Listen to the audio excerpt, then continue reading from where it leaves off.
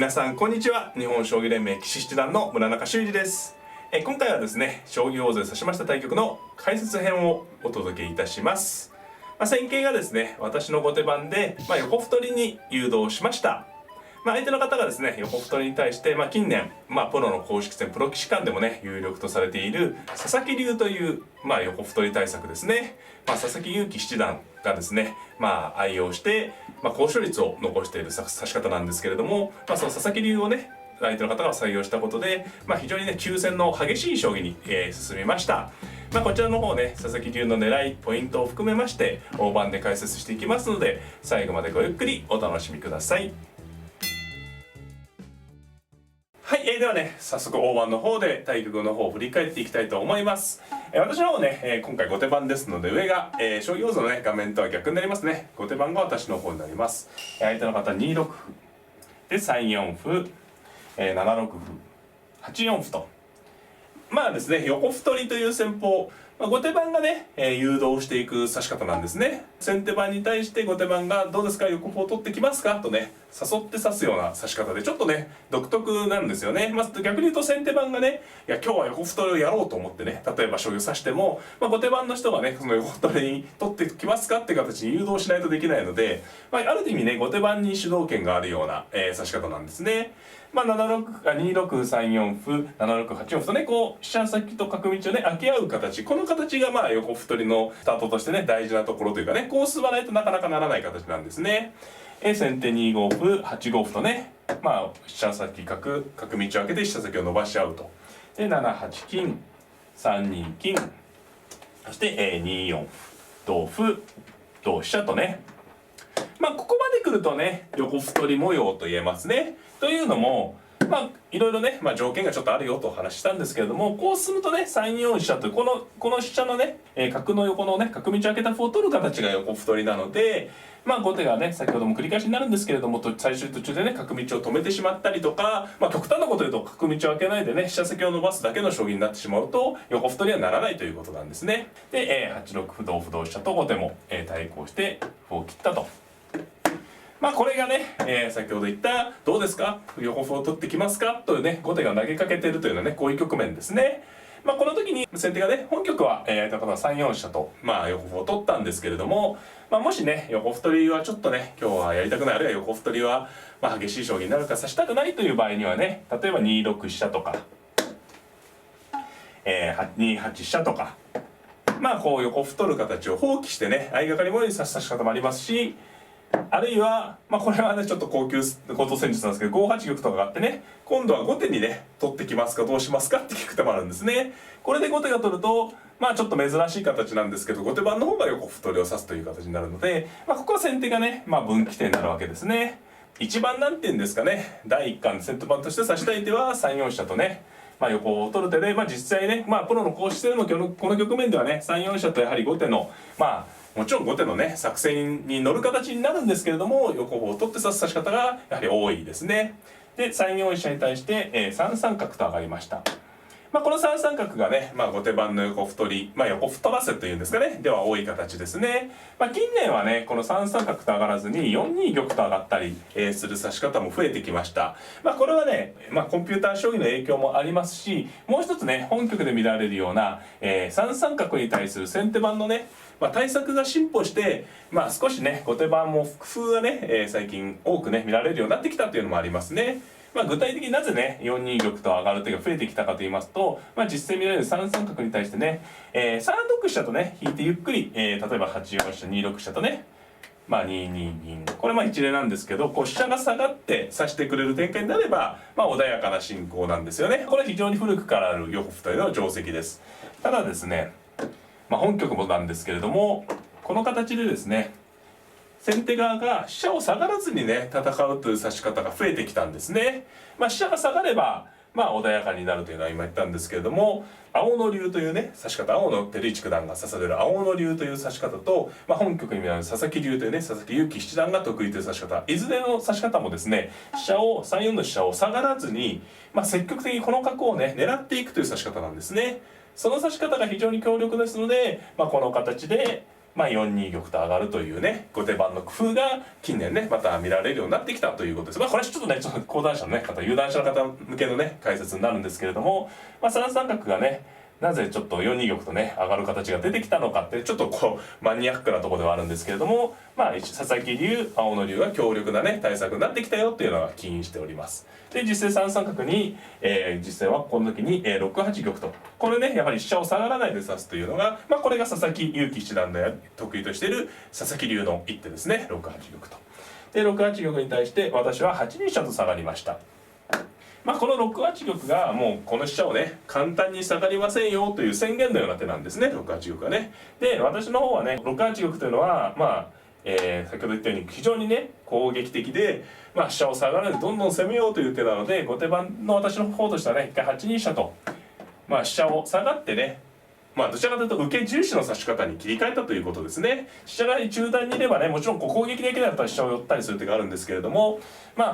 取っていくような手では危険ですので飛車を下がってね、守備用に使っていこうということですね。で、3六歩と。どうですかね、先ほどは飛車が下がってたんですけど下がらずここに置いたまま3六歩と突くと、これもね青野照一の狙う青野流にも出てくる手ですね。で、4二玉。このね8二飛車から4二玉が私の方としてはちょっと工夫した手なんですね。もし、中原囲い、よく出てくる形はね4一玉2二の形なんですけども4二玉と上がることによって上部にね手厚い形を作ってるんですね。具体的にはどういうことかと言いますと、実戦もここで、3七桂と飛んで2二銀と、上がりました。でこの時にですねこの3六か3七桂というのがこのね飛車を下がらないで指す急戦形の、メリットというかね理想の攻めの形なんですよね。で玉がねもしこれ4一にいますとね4五桂とね、飛んでくる手が非常に後手としては気になる手なんですね。飛車を中段にキープしたままこの5三の地点あるいは3三の地点を狙っていくと。でこの時に王様が4二にいるとね上部に非常に手厚い格好で受けれるということですね。もちろん4五桂と飛ぶ手もあったと思います。これで8八角成と取って、同銀に例えばねいろんな手があるんですけど例えば4四角と打つとか、こういう感じの時にね王様が仮に4一ですとね飛車を切って同歩に桂ならずとかね、4四飛車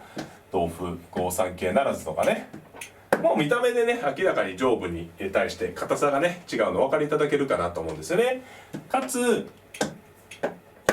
これは仮想のね局面の話なんですけど、もし飛車がねここにいると非常に危険なの皆さんお分かりいただけるかなと思うんですね。飛車がもしこれ8六にいた場合、この場合は例えば飛車を切って同歩に5三桂成となられて、これは仮想図ですけどね同玉に7五角とね、これは先手がね、もちろん仮想図なんでうまくいきすぎなんですけども、この中段にいる飛車というのはこういった形で狙われやすいんですよね。といって途中の桂成りを逃げるようですとね、非常に危険な形が続きますよね。例えば6五角と攻められたりとかね、これはあくまで仮想図なんですけどやっぱり飛車が中段にいるとこのように先手からのね技がかかりやすいんですよね。ですので私の方のね本局の佐々木流6八玉と上がられてねはっきりもう佐々木流で相手の方が来るということが見えたわけですので、私の方の今回の備え方としましては、中段飛車という狙われやすい駒を下がって、玉を4二玉と上がることで上部に備えるという2点ね工夫して受けたということですね。で実戦はこの形で2二銀と上がった手でして8四歩とね、ここの歩を止めてきました飛車先のね。でもこれもね佐々木流ならではですよね。小野流でもそうなんですけど飛車が横利いてるんでね、本来飛車先の歩ってのはここで受けるのが形なんですけれども上から受けれるというのがこの佐々木流のねあるいは大野流の形のいいところですね。ただ、弱点もあります。実戦もそうなんですけど8四歩に対して、2三銀とね、当然のことながら飛車は下段にいた方が安定します。それね先ほど私が飛車がね下段にいた方がいいよって話をしたんですけど、それは先手もそうなんですね。先手も今3四にしてめちゃめちゃ頑張ってるんですけれども当然のことながらね金駒に当たってきやすい、それを咎めて2三銀と飛車取りに迫りました。でこれに対してね3三飛車成と切ってこられましたね。3五飛車と引く手もあったと思うんですけれども、例えばこれに対しては、3四歩と打てばね飛車を回って、後手も先手も良さそうなんですが、8四飛車とね取っておいてこれでどうですかねという感じですかね。やはり4五桂という手は怖いんですが、8八角成同銀、まあもちろんねこれ4五桂もあったと思います。これでまあ4四角と打つような感じ、まあこれ先ほどに比べますとね飛車が中段にいるから後手も怖いですね。7五角と打つと、まあこのね佐々木流のまあ将棋の面白いところはこうやって飛車角桂がねこう乱舞するんですよ。乱舞する、まあこれで5四飛車と回るような感じですかね。まあこれで技がかかりきるかどうかといったような将棋でしょうか。2二歩と打ったりね、まあこれもね先手側としてはねやっていく手はあったと思います。自陣のね守りを最小限にしてバンバン攻めていくと、まあ実戦はまあこれはね8四歩と歩をおとりにしてね、まあ後手の飛車を再びこう不安定にさせようって指し方ですよね。まあ実戦は3三飛車ないとねすぐ切ったんですけど、まあこの手はどうでしたかね。まあこの同桂と取って、まあもちろんこれも自然な手で次の手にねまあ先手の方期待したと思うんですよね。8三角と。まあ部分的にはねこう馬作りを狙いながら飛車を抑え込んでね、まあ、気分のいい手なんですが3二銀と7二銀と受けまして、まあ意外とこれでねどうですかね、後手の方のね陣形に隙がなかったですかね。まあこの形は結構やっぱいい形ですよね。銀冠の形で、あとこう桂馬が対抗した形になったんで先手の方からだけこう4五桂と飛ばれる形がなくなったんですよね。はい。でまあこれ角が逃げれば飛車で歩を取るということで先手の方は2四歩と、まあこれも手筋ですね。この瞬間に取ればね銀を取って取り返せば角と銀2枚の2枚替えですので、まあ、私も取るしかないんですが、こうしておいてから角を成れば、まあ、実戦のね、8四飛車の時にこの2四歩をね後から打ちますとね同飛車に取られるんですけれども、先に打っとくことで、まあ、銀の形に指したというのがね、まあ、相手の方の狙いですね。ただまあ私も8四飛車と使ってまあね馬は大きいですけれども、まあもちろん持ち駒の飛車が大きいですし、まあ歩も結構持ってますからね、まあ先手、まあ後手としてもねこれはちょっと佐々木流のね速攻を食い止めたかなっていう感じですね。でゆっくりできないんですね先手の方はね、やっぱり飛車を持たれてますんで、後手の場になれば2九飛車と打ったりとかいくらでもね手がある、まあ例えばまあ状況によればね8六歩と垂らしてくるような手もありますよね。でゆっくりできない先手はね3五歩と、攻めてきました。これは2四歩と打ってからのね継続の手段で弱点の桂馬の頭を攻めてきました。ただ私の方3六歩と反撃しまして、まあ、この瞬間ですと桂馬逃げれないですね。同桂と取られちゃうので3四歩なんですが3七歩成と、まあ桂馬を取りまして3三歩成同銀と進んで、まあこれねすっきり進んで桂交換ですけど、やっぱりこのと金がね大きいですね。飛車の縦の利きとと金の挟み撃ちになっております。まあ先手の方の方はねゆっくりできないので3四歩と打ったんですが4四銀とかわしまして、これ実戦編でも言ったんですけどね、同銀と取って飛車が利いてるんですけど、同銀と取ると1一角成と取られて、まあねこの角が動くと桂馬がこう取れるんですが、これなんかバカし合いのような手順なんですけど、これはね最後にこの銀取られて、これはちょっとねまあ先手に多く駒取られちゃいますかね。まあもちろんこれも飛車になる手が大きいんですけどね、これちょっとやっぱり後手としては駒を取られすぎなので、まあここはね欲張らず、まあ歩をねやっぱりいっぱい回収できるのは気持ちいいんですけれども、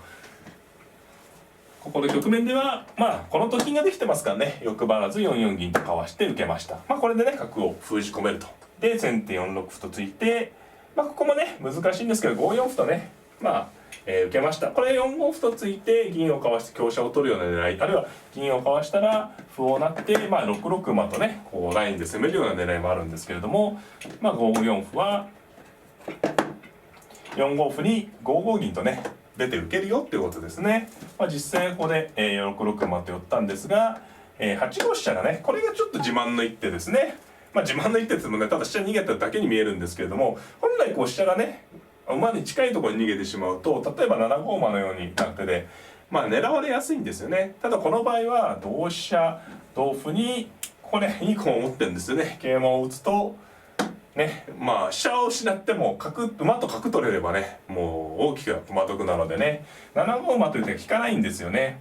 なのでこの飛車が何て言うんですかね、先手からすると、まあ、目の上の単行部というかね、まあすごく働いてるけど追い方がね難しい。7七桂と飛べば追えるんですけど、今度は飛車に逃げられた時にこの角がね見るからに使いにくくなる。まあ、ただこれで6五桂とやっとくような手はあったと思いますね。これで飛んで4四馬を狙っていく。まあ結果的にはこう指せばね、まあ後手としても4五歩とつくような感じで、まあまだ難しい勝負がねついたとは思います。まあ、7七桂と飛ぶではね難しかったんですが、実際はね4五歩とついてこの手はちょっとねまあ錯覚の一手でしたかね。この4五歩と突いたんで同飛車とね、これ銀行合わせてもらうんですけど、こう同銀ですと歩になってね先手大成功なんですが、同飛車とね浮いた飛車で取る手があって、この手がね、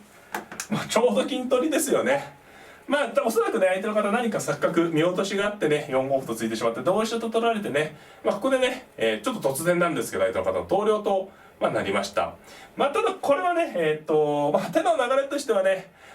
投了もやむを得ないかなという気がします。直前にね4六歩と突いて、この銀を狙っていったんですけれども、今突いた歩を同飛車と捉えてね金取りでこれ後手を引くことになるんですよね。後手を引く、要するに金取り受けないといけない。でこれ金取り受けるようですとね、4五歩と突いた手がもう完全なお手伝い、この場合金上がれば下になれますし、金を寄っても例えば4七桂のような手でね、どんどん攻められてしまうので、4五歩と突いた手がねパス以上に、ちょっと悪い手になってしまったのでね、これ錯覚なのでやむを得ないんですが、実際は同飛車の局面で、攻防ともにね、見込みなしと、この飛車銀が手厚くてね後手陣も遠いので、この局面で投了となりました。はい、いかがだったでしょうか。戦型がですね横歩取りということで、横歩取りはねコメント欄でね横歩取りも見てみたいというねコメントいただいてることもねよくあったのでね、その横歩取りちょっと珍しいんですけどね採用できてよかったなと思っております。非常に難しい変化が多くあったと思います。難しかったという方は繰り返し見ていただいてね、参考あるいは将棋観戦の手助けになればなと思っております。この動画が良かったなという方はグッドボタンを、チャンネル登録の方もぜひぜひよろしくお願いいたします。それではまた、さようなら。